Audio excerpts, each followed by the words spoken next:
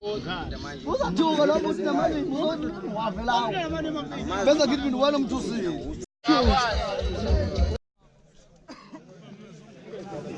Uyajabula wena.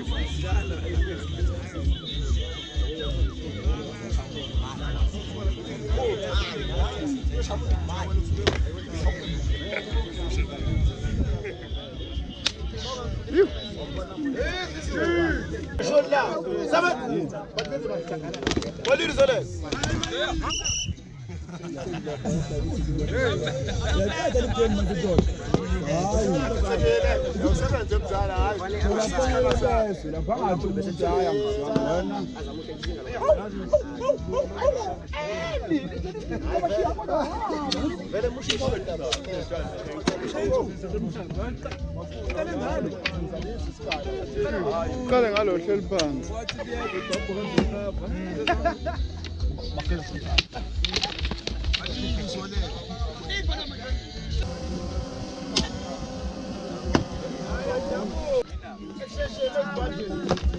Hayibo.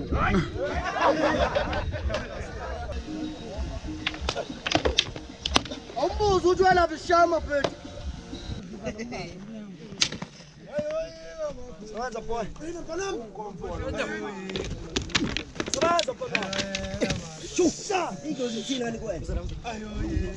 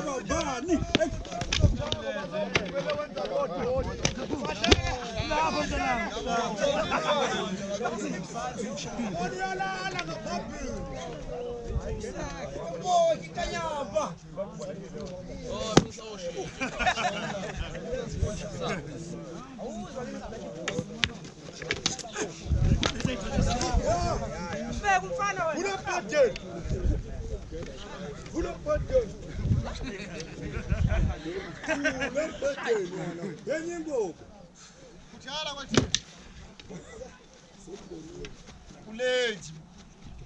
Chima kanyapa manje. Ngizonza manje. La nguthi ngololani. Udlala nokubhema.